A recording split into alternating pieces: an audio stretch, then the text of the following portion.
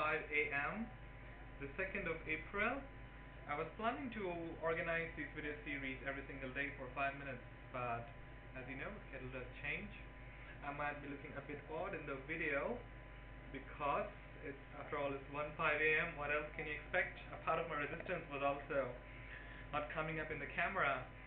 Uh, but anyways, so I've decided to answer 3 questions here. Thank you so much for posting. This one is from a friend Amita.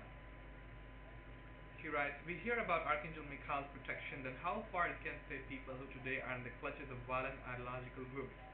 Can they, whilst being in captivity, be able to use their soul consciousness to stay safe or return to safety?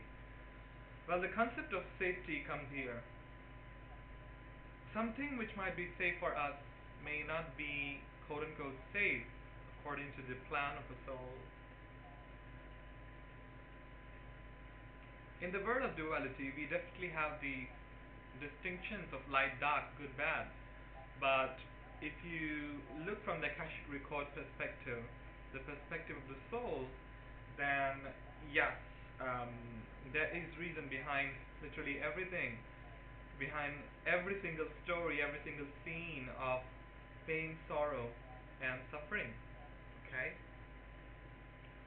So, I would say, instead of trying to be attached to the so-called suffering of people, how much they are suffering, it would be best if you start focusing on protection, on heaven's divine order and divine protection. It doesn't mean that you should stop praying.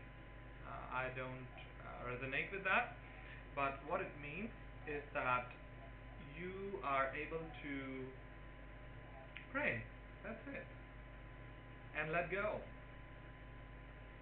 In the world of duality, wherever we are living right now, there will be always light, dark, there will be always pain, sorrow, suffering for a time being.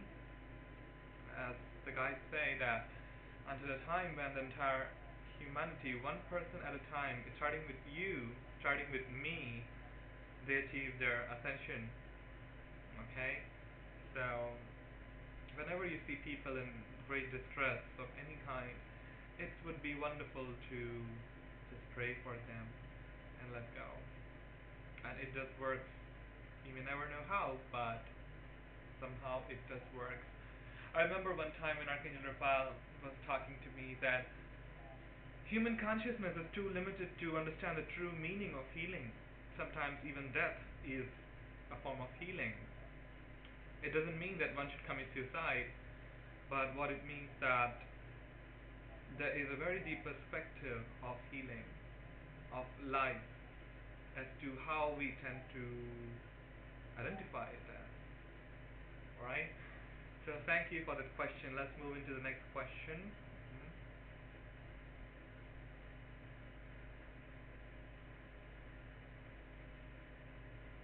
Amita, once again, she writes, can you share with us your personal journey of how you developed, discovered your connection with the divine? I've talked about this in many workshops. It all started with, actually, if I go back to the womb, in my mother's womb, my mother manifested me. She wanted a saint-like child.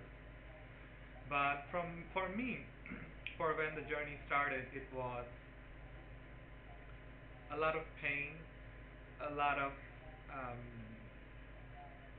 sensitivity, a lot of feeling of being out of the box, etc., etc. To cut short, as a child I would usually get sick all the time, and sometimes I would even have to spend months on bed and not be able to go to the school because of a lack of hemoglobin and a blood condition. Doctor said that this child would be living as a not so normal life, and thus shall be under the protection, quote unquote, protection of the medicines, which actually didn't work. Allopathy didn't have any answer. That's where I found energy healing. I started my journey with energy healing through one of my mom's friend, actually a family friend. They got to Nevada workshop. My mom attended it, I happened to read the book, and that's where it all started. I was 14 at the time, 1-4. I asked the trainer to train me, and he said, "No, you need to be 16 at least, 1-6, so that the chakras are properly developed and you can do energy healing." And when I was 16, of course, I took the healing course, started with the healing work for self. Within 2 or 3 months, gained my health back, um, and my energy, and also started to heal others just out of hobby. It actually worked, and that's it. It all continued from there on. One door opened from the another. That's it. Help yourself. Thank you. Mm.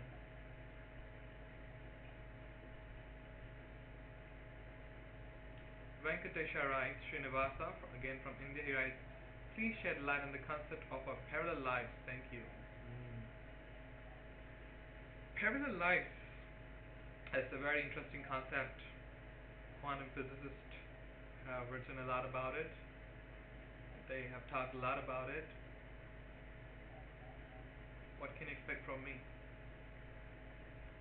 Parallel life, in essence, you can say, would be the existence of you, your consciousness, in different timelines at the same time with all probabilities and possibilities.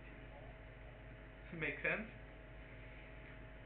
Um, a lot of people go through past life regression, future life regression, even parallel life work. It's very, very powerful. Even I do self regression for like once in 10 months or so, but I haven't been able to go into that for a long time.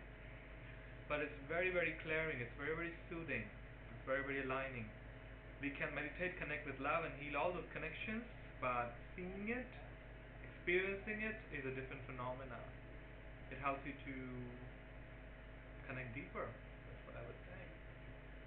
Right? So it's not possible for me to do justice in this short call. In fact, I do have a past life workshop coming up maybe after 3 years or so with the recording of this video. So I hope the definition that I gave regarding your connection, your presence in different timelines as you, with all the probabilities, with all the possibilities, that's parallel life. Just focus on love and service regularly, and everything shall be taken care of. I've seen a lot of light workers, they do give away their power regarding a particular issue to a past life or a future life or a parallel life.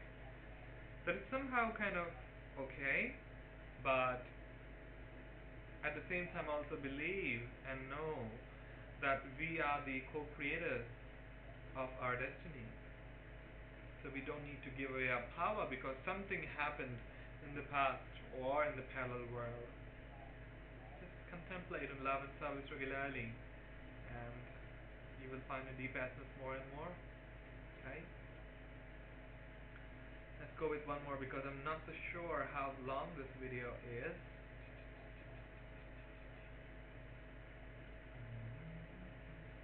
Okay, this one is from our friend Janet, United States. She writes, "Dharmada, how many past lives can one have gone through before this lifetime? Thank you. As I imagine it is different for all of us unique individuals. Are there any signs for us to know besides memories of things we seem to know or do and never studied?"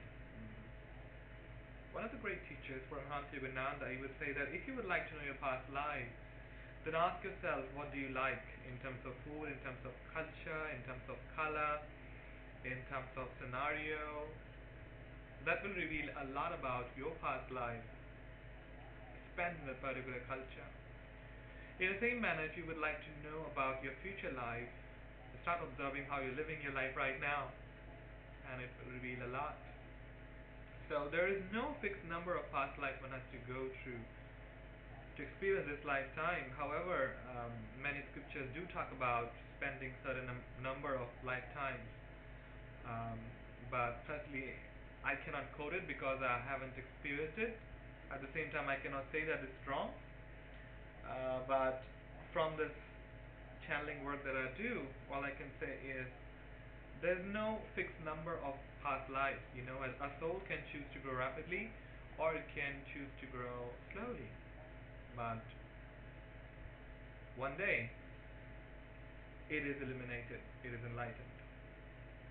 Especially when you work with a mentor or a teacher, that really helps.